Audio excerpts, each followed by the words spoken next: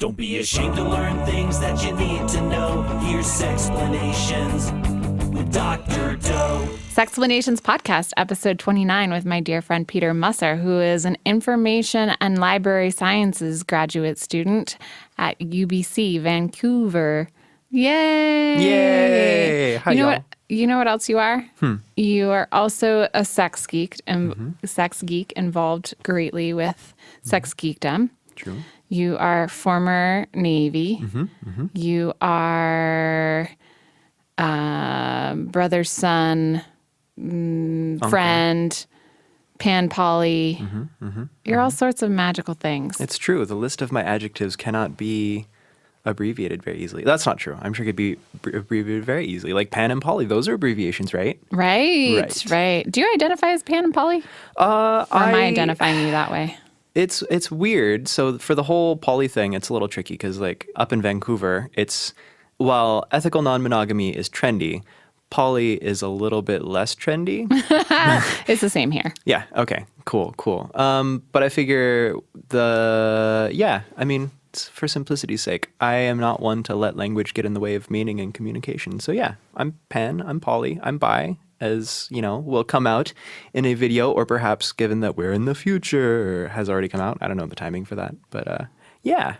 Coming out. You're also a cunning linguist, a punnilinguist. It's true. I have a problem, which is actually why I'm super excited because, a podcast is perfect for puns, except like there's no visual slapstick comment. I mean, I could slap the microphone stick, but I don't think our delightful audio engineer person would appreciate that. So I will keep my hands in my pockets. I'm lying. This is a podcast and I'm not using my pockets. We're going to have fun. Let's do this. All right, let's do this. Okay, so the plan is that we're going to talk about the benefits of sex. And, anything else that comes up from that, you just go with it. We'll go with it. For sure.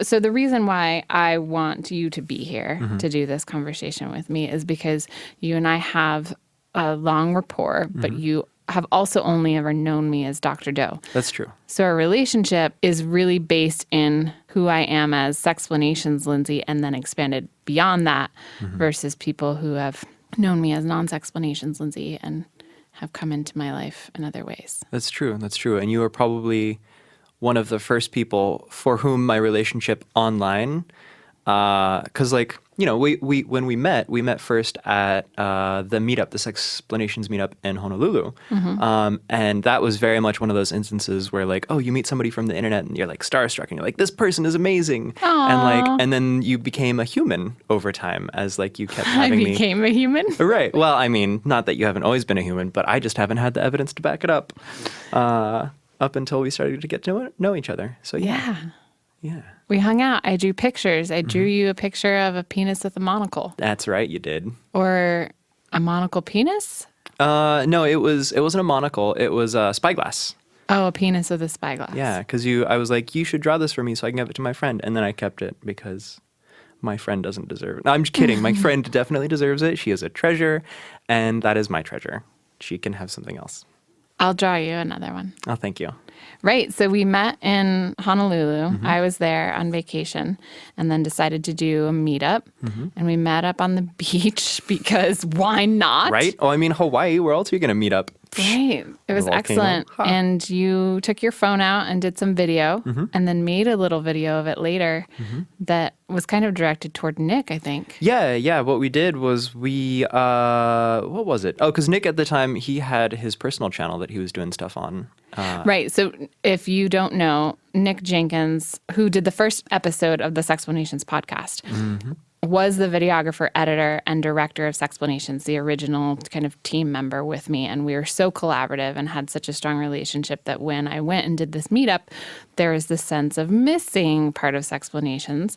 And so we did a little video as a meetup group to talk to Nick and tell him how much we missed him. And then you sent that to me and you said, look at what I made. Like, oh yeah, I like this guy. He's cool. Yeah. We ended up asking, because I think we did round robin and came up with a bunch of questions that we would have asked him had he been there. And then I posted that video on my personal vlog channel, which shall remain unnamed, for it is old and somewhat embarrassing. But yeah, those were good times.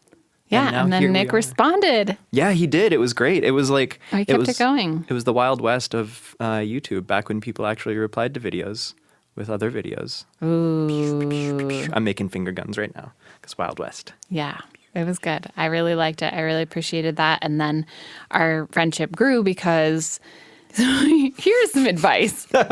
Always have friends who live further west than you do, because that way, and east, because if you're up at odd hours, then you can call them. And so I was at that time trying to turn around 2 episodes of Sexplanations, the YouTube channel, each week.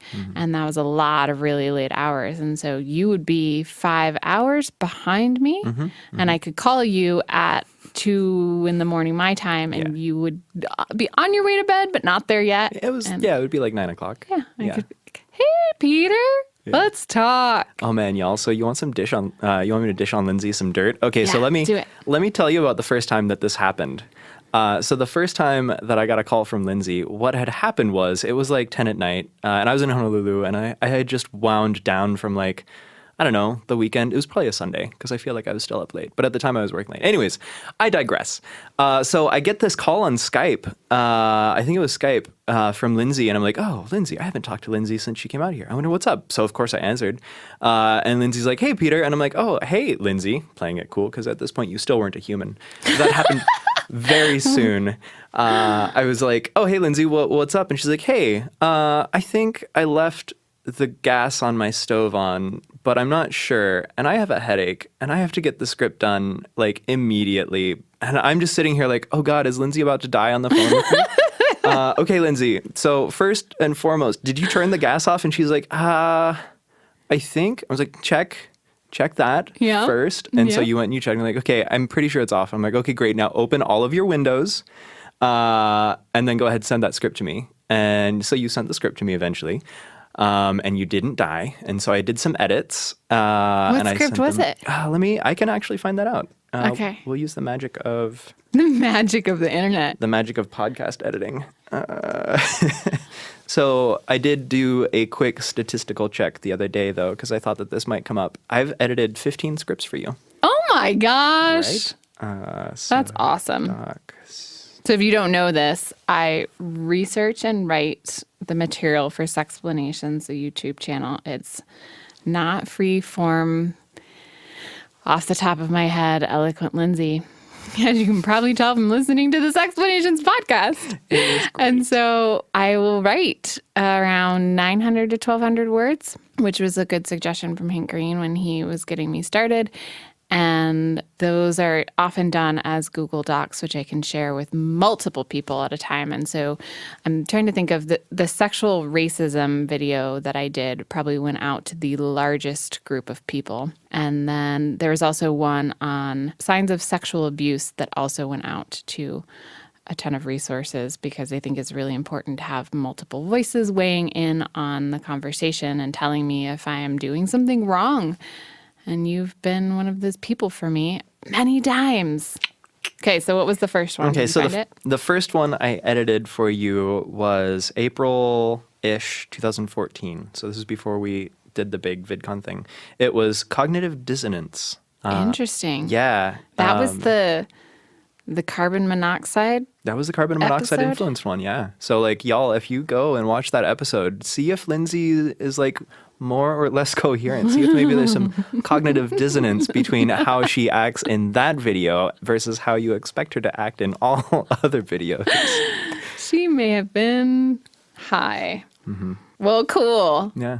I'm so grateful for all of that. And you're my friend. Oh, you're my friend. I don't consider you a fan. I don't even think I considered you a fan from the get-go. But I also, when I meet people, I just think that they're other nerd fighters.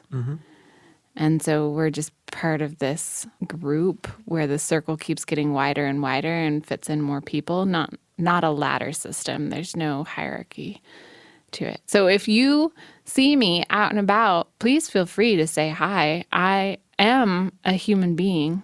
Ish, yeah. Yeah. Yeah, if anything, I'm slightly alien. So Peter and I became friends, and you talked to me, and now we Skype fairly often. We also do WhatsApp because you're in Canada now. True. And you came out to visit me recently, but you've also done that before, and we would hang out at VidCon. Yeah, we have a thing. Yeah, we've got our thing. And this is honestly, oh man, so we should be talking at some point about whatever we were supposed to talk about. What was the topic? The benefits of sex. That's right, the benefits of sex. Yeah, but Lindsay, allow me to get mushy for a second. Yeah, please. I'm in grad school right now for librarian information studies, and it's almost all Lindsay's fault. Because when we met in 2013, that was also right around the time when I discovered you because that was also when I had discovered John and Hank. And so right around that time, I was like watching them religiously. And then one day Hank was like, by the way, I'm doing this new channel called Sexplanation. I was like, oh, cool. And at the time, I was a sexual assault victim advocate for the Navy. And so for those of you who don't know, that means that I was like the person who advocated for victims of sexual assault and rape, who served as a middleman between the system and the victim or the survivor, however you decide to phrase that. And so I was like, oh, great, a channel that like talks about these things that people need to talk about. How cool. And since that was a thing that was very important to me, I ended up watching all of your channel and becoming like a subscriber and like seeing the bigger Complexly brand. But at the time, it wasn't complex. We just called it DFTBA, I think. Eco-Geek. Eco-Geek? Oh, yeah. And then after that, Lindsay and I, so that was what got me thinking, oh, there's something to this online video as a tool for education thing. Oh, yeah. And so that was like around August, September of 2013. And then in early to mid 2014, I was like, oh, well, I'm out of the Navy now because I decided I didn't want to be in the Navy anymore. And I decided to do this big road trip around North America and Europe and meet all of these folks who are doing this really awesome stuff. And Lindsay, being the treasure that she is, like, I swear, if you see her in person, she actually sparkles in the full moonlight. It's magical. Especially if I've been laid recently. Yes, especially, she's been sparkling so, oh, well, anyways. I digress. She was like, Peter, you should, and then we spent tons of time at VidCon together. Yeah, we did. And that was almost every minute. Almost every minute, yeah. And that was really great because, Lindsay being the wizardess that she was, I guess witch is the term, like got me behind the scenes. She introduced me to a bunch of people and I was like, this is amazing. And then like a month later, she let me stay at her place for 2 weeks here in beautiful Missoula. And I got to meet all the folks here at DFTBA. And like I interviewed a bunch of them on my old channel, Go Verb and Noun. Subtle plug, which is no longer active. And yeah, that was what eventually got me to decide that I should study library and information sciences so that I can commit my life to figuring out how to make educational video available for everyone for free forever. And now here I am visiting from beautiful British Columbia in the middle of my grad school. Oh, I love it. I mean, you wrote me a letter once that had the same sentiment, which is framed on my window. I have the frame of the letter on my window. And it said similar things of, hey, here's how you've connected me to this path, which I feel is a benefit of sex. I think so. We have not had sex, but we talk about sex all the time. And we both care about sex and sex education and education at large and information dissemination. And for those reasons, it has benefited us with a quite lovely relationship. It really has, though. Yeah. And like, without sex, we wouldn't have a relationship. That's true. Because like you wouldn't have started Sexplanations. I would have never met you. You would have never introduced me to Kate McCombs, who is Kate Kenfield. Congratulations, Kate, who started Sex Geekdom, which is super like a huge, mega important part of my life as well. Without sex, clearly I wouldn't have been born. My life would be much more boring. Without sex, you would have not turned me on to Tinder probably the first time that I stayed out here in Missoula. There are so many benefits to sex. Yeah. Yeah. So many benefits to sex. Yeah. That's great. Yeah. I like that our relationship is a benefit of sex. Yeah. Samesies. Yeah. It's a good one. Okay. So let's do a shout out to the people who are supporting this. Patreon subscribers on patreon.com/Sexplanations podcast. Those of you, specifically Laura Schuster, Paul Nixon, and the Millers, who pledge at the boss level, this question is for you. Now it's time to hold our testes. What? So what I'm looking at, I just searched sex trivia to pull up something to quiz you on. And this is from factretriever.com. I can't vouch for it right now, but I'm just going to say some of these things on here are boggling to me. There's one on here that says at least 1 in 5 people use their smartphones during sex. Do you think it's for sexual purposes? Some of those phones got some real strong vibrations. I'm just saying, in a pinch, set it silent. That, or maybe they're watching porn. Accurate. Or there is an app where you can take the phone and set it on a surface that you are having sex upon, and it will rate your sex. But 1 in 5 people, that's a lot. That's tons. That's like 20% of the population, I think my phone is so dirty, right? Because I'm touching it all the time and carrying it, and it moves with me throughout the day. And sex, I guess, is dirty too. But I want it to be clean. And if I'm touching my phone and then, germs. Okay, so as long as, I guess the takeaway from this is it's fine to use, ladies and gentlemen, listen closely. Here's the advice from a professional, not sex person. If you're going to use your mobile device during sex, wear protection, both on yourself and on your phone. Those latex condoms, they stretch real far. And the polyisoprene ones are also fairly stretchy. And in a pinch, saran wrap is great too. Just wrap it. Wrap it before you tap it. That was good. Good job, Soph. Pun. I put a condom on a phone in the episode called More Condoms, where I talk about their multiple uses. It fit right over it, no problem. Yeah. There was a great book, segue while you look for a question. There was a great book written by Douglas Adams and a wildlife biologist called Last Chance to See. And they talked about how when they went to China, to the Yangtze River, which in Chinese is the Huanghe, I think it's the Huanghe. By the way, I speak Chinese. They wanted to do some acoustic recordings of the river dolphins. And what they said to make the microphones waterproof was to wrap them in condoms. Because, you just wrap the microphones in condoms and then drop them in the river, and you can listen to sonar underwater acoustic things. Pas de problème, as they say in French. Brilliant. Benefits of sex. Without sex, we wouldn't have condoms with which we could listen to dolphins underwater, Okay. All right. According to one study, what percentage of people go right to Facebook or Twitter, not the shower, after a romp in the sheets? So I'll give you some options. Okay. A, 15%. B, 29%. C, 36%. Or D, 41%. Okay, well, it's definitely not 76%. It's not 76%. If you just had to guess a percent, which one would you choose? I would want to say somewhere between like 15 and 45, which pretty well encapsulates that entire range. You know what? Let's shoot for the moon. Let's say, what was the one that started with the 30-ish? Yeah, 36%. Yeah. Well, because most answers are C, especially when you're making up a multiple choice question on the spot. Yeah, that's why I always have a go-to percentage for the made-up ones. But yeah, no, I think that makes perfect sense.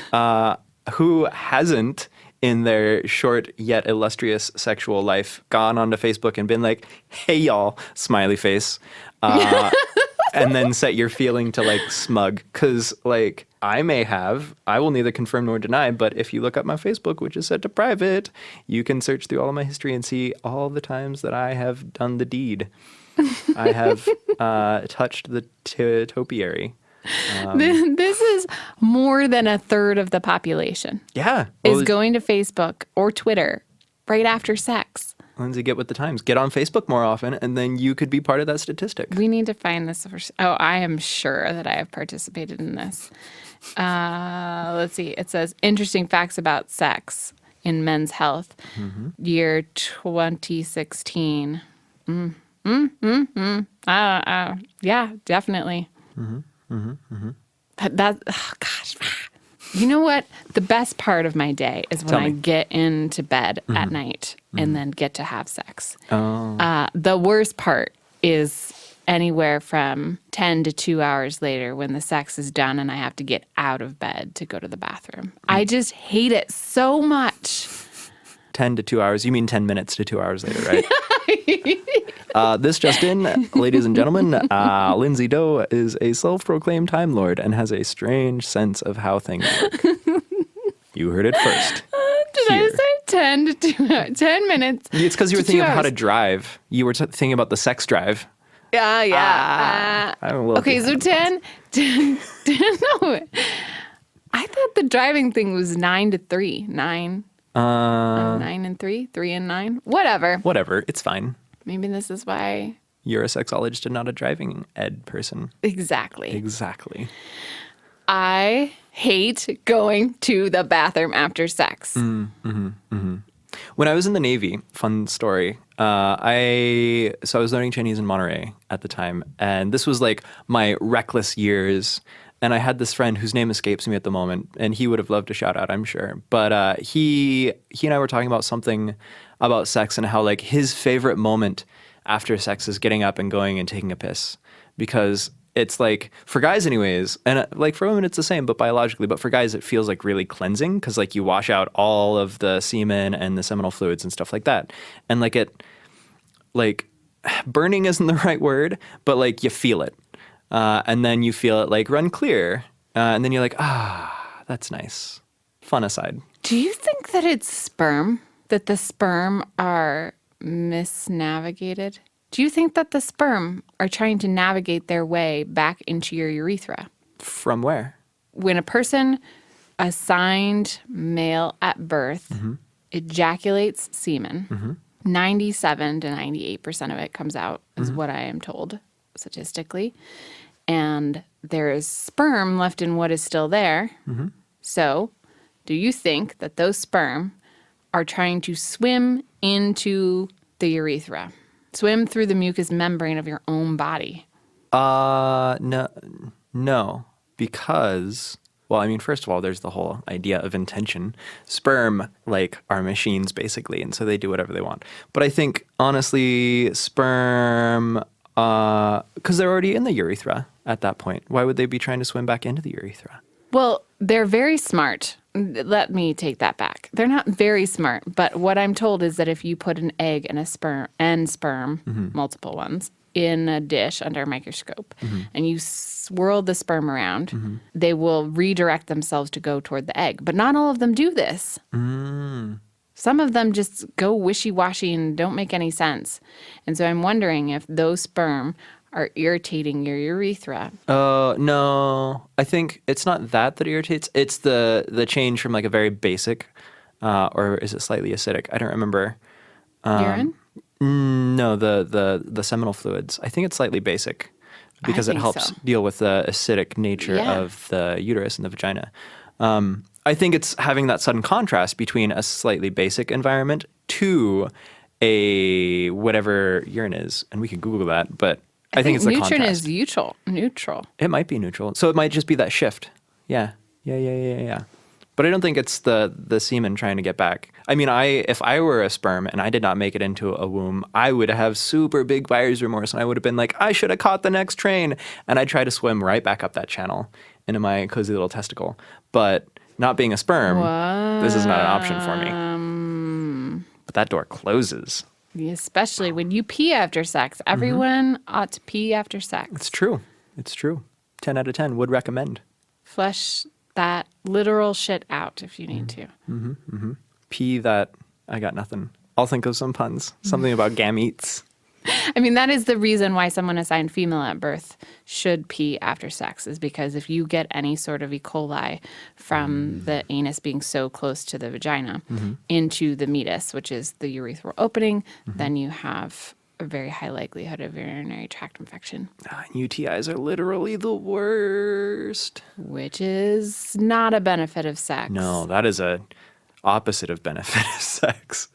A disadvantage, a low A negative consequence? a negative consequence of sex. So yeah, P, y'all. P.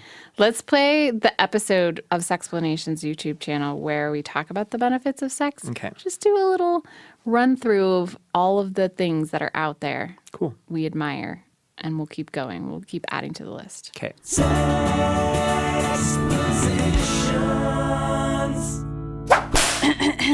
Let's look at some of the benefits to having sex. Here they are in alphabetical order.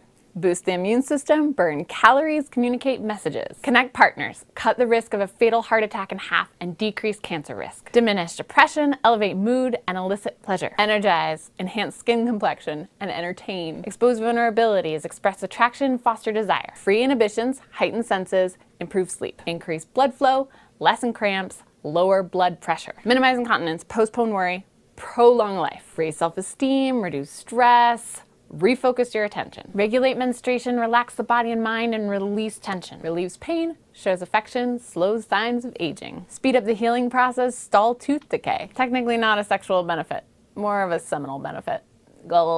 Stoke passion, strengthen bones, support intimacy. That's funny. They're all in alphabetical order. Good job, me. Good job, you.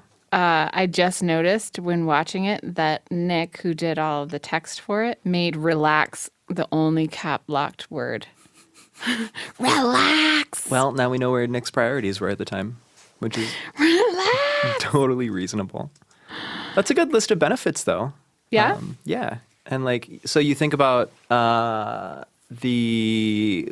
think Surgeon General of the United States. My sense of who in which country gives whatever recommendations is so warped now that I live in Canada. But I think the Surgeon General or like the American Heart Association says that you should get 3 to 5 good goes of mild to moderate exercise every week. I think it's 5.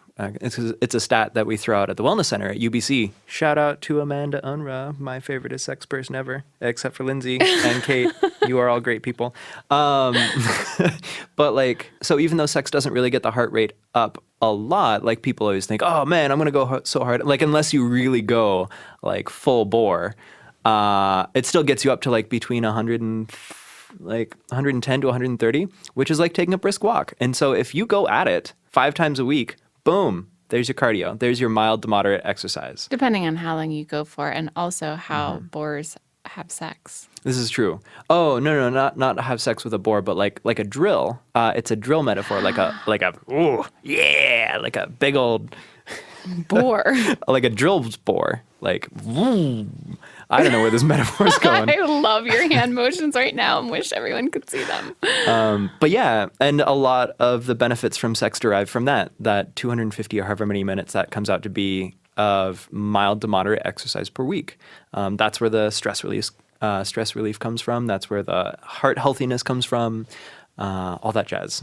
So science, y'all. What a drug. So good. Yeah. I love sex so much. Sex is pretty cool. I'm a fan. I do wonder, though, if there's going to be a time where we don't want to have it anymore because of disease, infection, messiness. Maybe, but I feel like the benefits, at least for now, and at least within certain cultures and certain populations, the benefits will always outweigh, not always is a commitment that I'm not willing to make, but for a long time will outweigh the disadvantages. My personal favorite sex benefit is, and you know, this just goes to who I am as a person, is like when you have sex with a person, like that big old wash of oxytocin that you get where you're just like, I have no filter and I'm going to express my feelings and touch your body and touch my body at the same time. And you build up that intimacy like, oh God, I love that so much because it's such a great way to get to know a person. That's because you're having great sex. I think for a lot of people, the benefits don't outweigh the barriers or the negative consequences. This is true. There is pregnancy, potentially, and there is transmission of infections, and there is pain and lack of intimacy. Like the person just gets on them and fucks. That doesn't sound pleasant. Well, when you put it like that, no. You're having good sex, that's why. Well, I it's try to have beneficial. good sex. Yeah. Me too. Yeah. Go us. Air 5. That was us high-fiving in the air. Ah, the wonders of radio. Well, what's some of your favorite benefits of sex? What does it for you? I feel cleaned out. As a receptive partner in a lot of the acts, I feel like someone is going and like cleaning me out. They're just like digging around and removing anything that doesn't need to be there. And like, you're not supposed to use Q-tips, but I have a sexual relationship with Q-tips. Yeah. After a shower, I want them in my ear and they feel so good. And it feels like I'm getting something that I don't want to be there out. And that is how sex feels for me. Friendly reminder, Dr. Doe is a doctor of sexology. No, I'm just playing. I do the same thing. TBH, y'all. It feels so good. And I shouldn't say that. If your child, don't do this, especially if your parents tell you not to do this. But like, cleaning the ear canals out with Q-tips, ooh. Yeah. Delightful. Okay, well, that is how it feels for me to be a receptive partner. I also really like the pressure of someone being on top of me. Because you're staying at my house, that I recently got a cat. And whenever we sit down on the couch, the cat just moseys on over and finds itself a lap. And that gentle pressure of a warm body is just, that's nice. And then you have that body naked or hairy or smooth or however you want it. So good. Yeah. That's beneficial. Yeah, I dig. Cool. I like those as well. Except for the cleaned out part. So this is where I guess I regret nothing if my family ever listens to this. And you know what? That's fine. But the butt stuff, the butt stuff, y'all. So You don't feel cleaned out? I don't feel cleaned out. But I also have certain hangups about the butt stuff.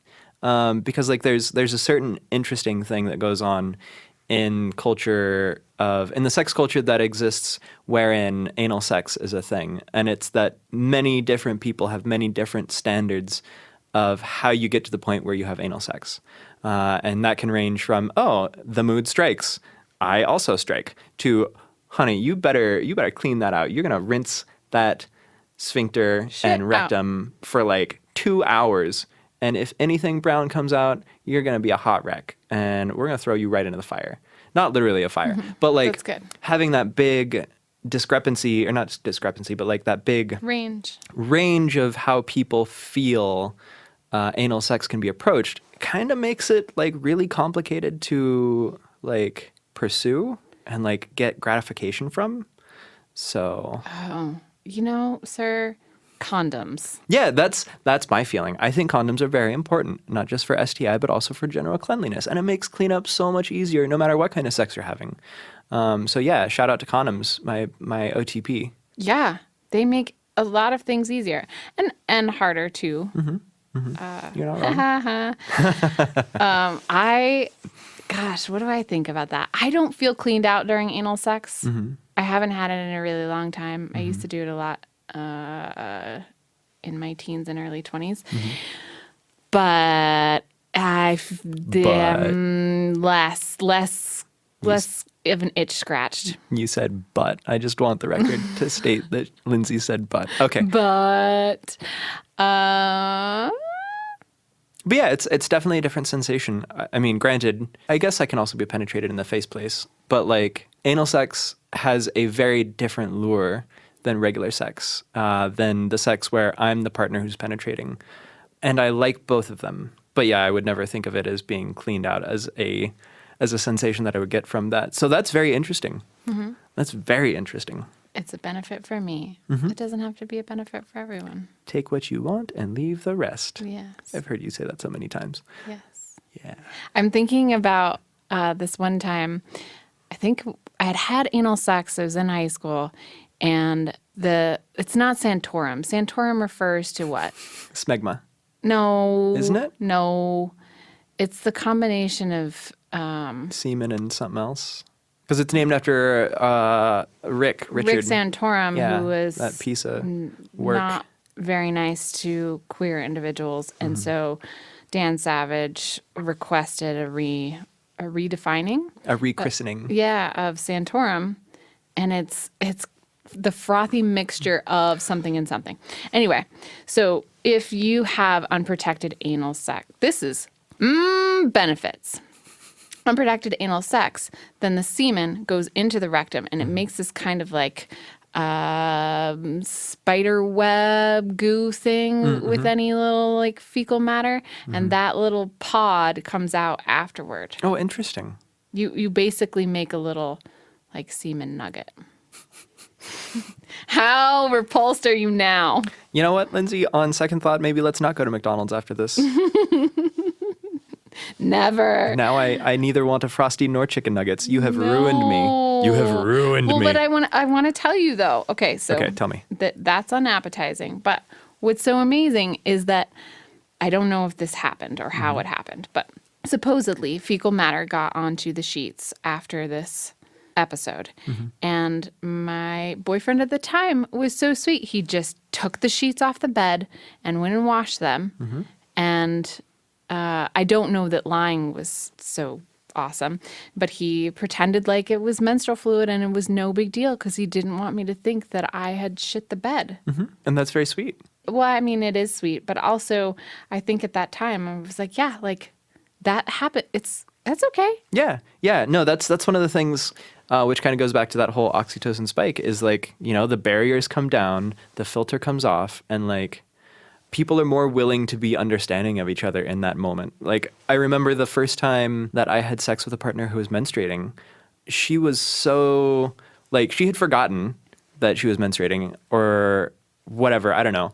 And so we were having sex and then like I pulled out, I'm like, "Oh, you're bleeding." And she got so distraught and I was like, "Why are you distraught? This is like a natural human function of your body. It does that. It's fine." Right. And she was like, "Oh."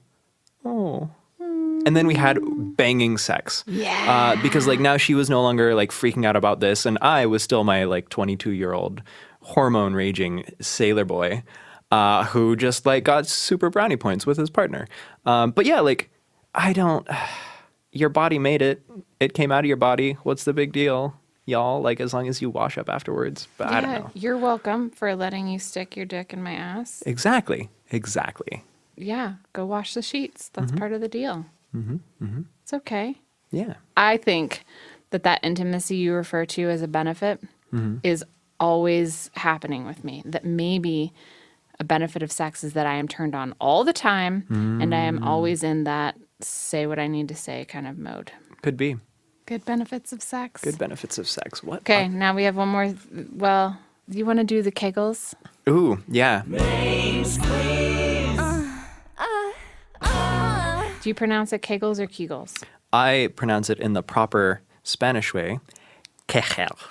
No, I'm just playing, y'all. That's to my Spanish listeners, to Lindsay's Spanish listeners, lo siento mucho para decir eso. Yo sé que ese no es forma de pronunciación de Kegels en español, entonces lo siento. Es todo la falta de Lindsay. In Chinese, please. 我不会说用中文我刚才说的东西，因为我还没想到怎么说 Kegels 用中文来说。 So Kegels, you pronounce it Kegels. Yeah. Okay. Well, I mean, The debate is going on. you could say because it would be 科高 In Chinese? Yeah.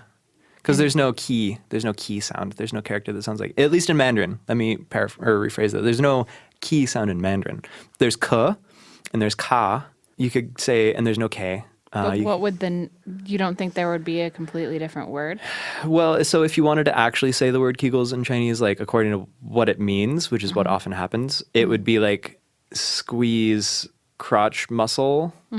And I don't know how to say squeeze or crotch or muscle. No, muscle is like row, but that's like meat. Or you could say, oh no, because Kegels, what Kegels do, you use them to stop peeing. So you could say 听摇动, which is stop pee movement. Hey y'all, Sexplanations got multilingual. This is what I was talking about when I said I'm poly, I swear. IJK lol. Sex with lots of people. Anyways. So Kegels, how about them? My waffles. Okay, well, let's do them. We have already talked to Kenton, who makes the Funkit toys, but I think we should just do another shout out to him and his product because you know Kenton, you're a I friend do know of Kenton's, Kenton. and you have seen Kenton's toys and maybe even played with them. So while we're talking about them for this brief little term here, I'm going to snap my fingers, and every time you hear a snap, clench your PCs, and then when you hear another one, relax them, and then clench them, and then relax them. You mean I haven't supposed to been doing Kegels this entire podcast? No, you're like everyone who is here who knows anything about anything. We start talking about them, and you're already on it. Yeah. Okay, cool. Let's Just keep going, right? Okay. Just keep going like that. All right, so tell me what you think about Kenton's toys. I think that Kenton, first of all, let me tell you a thing about Kenton. Kenton and I have similar problems when it comes to puns. Kenton is a treasure. It's worth stating insofar as he created a Facebook group called Punnalinguist, or Punnalingus, because, you know, sex puns are the best. So that's just like a statement of my support for his character. Kenton is a very great human being, and I love him dearly. As for his toys, so Funkit toys, a thing I like about Funkit toys, first of all, if you buy them, you are supporting one of my friends, which is very important to me. Yeah, that's also good. A second thing that I really like is being friends with him on Facebook. I get to see him go through all of his struggles, like as an independent business person in the United States, dealing with things like merchandising and inventory and like manufacturing. Kickstarter, yeah. So like he does Kickstarters, and I get to see the process of him making toys, and so I know that when he makes them, he does it with love, and he does it. He really does. Yeah, and he has very exacting standards. Like the other day, he just posted a picture that he was finally, for the first time, able to upgrade his medical grade silicone storage. Like, how cool is that, y'all? That's super cool. And then, yeah, I've got to play with a few of his toys, not in the sexy put into me way, but like he had them at the Sextra Credit retreat that we did at VidCon a couple years back. Yeah, and they're great. Like, Yeah. I want to buy one. At some point I will, although he owes me money, so I'll just be like, Kenton, send me a big old dick. Maybe not like that. But no, I have nothing but praise for Kenton as a person and as a manufacturer of sex toys, because he cares and he does his research. Yeah, he does. Yeah. Can I release that last Kegel yet? I lost count. Yeah, samesies. Yeah, but if I left you on a clench rather than a release, then by all means, release. Done and done. Just don't pee. You're so exacting, so demanding. You know what I want to ask of you now? Yeah, tell me. To come up with some homework for our listeners. A little homework so you don't forget it. Here's Dr. Doe's Sextra Credit. All right, homework for Sextra Credit. Sextra Credit. Okay, so what do I think would benefit the listeners of the Sexplanations podcast? Well, so we talked about one of the benefits that I find for sex is that oxytocin flooded brain moment after sex. My challenge to you, dear listener, is to find a group of friends with whom you have not talked frankly about sex with before, and invite them to coffee or a meal or a game night or whatever, and talk about sex. Talk about what you like and what you don't like, and see if you can kind of normalize the idea that it's okay to talk about sex outside of sex spaces. You know, as somebody with a history of victim advocacy, I happen to think that that would be a very big thing that would contribute to the reduction that exists, or to the reduction of sexual assault, is people being familiar with using the language of sex outside of sex spaces, so that when they feel that they want to say no, or they feel that they just got told no, they're okay with that. So yeah, my homework for you is to talk about sex outside of a sexual context and try and get comfortable with that. And since I'm a good teacher, I will not send you into the wild without a little bit of support doing that. So if you're trying to find a space where you can talk about sex in a non-sex space, where with a bunch of other people who are really excited about it, go check out Sex Geekdom, www.sexgeekdom.com, or Twitter @sexgeekdom, because there's tons of us. We exist everywhere. We are legion. And we're here to help have those conversations, so that when it comes to the point of actually doing the deed, you do it well and you do it with respect for everyone involved. That's beautiful. I thought you were going to tell them to go to a library. Oh, also go to a library. And if you need a space to talk about sex, go to a library. They'll have conference rooms. They'll have quiet spaces. Maybe don't talk to the librarians about sex because keep in mind that they're there to do a job. And given that the librarian profession is like 80% women, the last thing they probably want in their life is to talk to a stranger about sex. But you never know, Every conversation that you have that comes from a place of respect, as long as you respect their wishes, is a good conversation to have. Yeah. I mean, you could ask them where the sexual health resources are. Yeah, you can go to a library. You can ask where the books on sex are. You can, if you go to VPL, which is Vancouver Public Library, I know that they know where they are. This summer, they had this great exhibit of like how to spend time over the summer. I took a picture of it. It's on my Instagram somewhere. And it was just books about sex. Just smack dab right when you get to the second floor from the escalator. This big like multi-table arrangement of like how to have great sex and like, sex for single parents and sex for like pregnant people and just like sex, sex, sex. It was delightful. I felt so good seeing it. How can we do that at all the libraries in all the land? Well, so let me tell you a thing. The ALA, which is the American Library Association, actually, they don't require, because they can't require things of people except for accreditation, but they have as one of their mandates to libraries, they have a thing that says libraries as institutions of learning are tasked with supporting the learning activities around sexual health for everyone, but especially youth.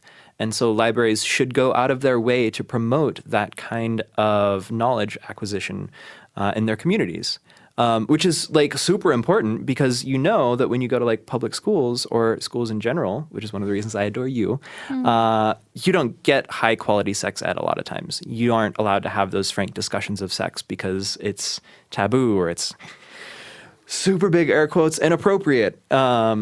And so libraries are in a really unique, great place to pick up the slack in that. So yeah, go to your libraries. Ask about sex. Just be respectful of people's boundaries. That's all. Well, then for my Sextra Credit, because I talk to people about sex all the time in non-sexual spaces, is to see if I can get the Missoula Public Library to do a sex book exhibit. That would be so cool. And they'd probably be on board. The person we talked to next to Acton. Oh, hey, y'all. Double extra credit. Not really, but this is a thing. So if you've been watching Sexplanations for a while, you saw the episode with Acton talking about trans stuff way back in the beginning. I met Acton for the first time. It was so great. Ooh, he makes lamps. Ooh.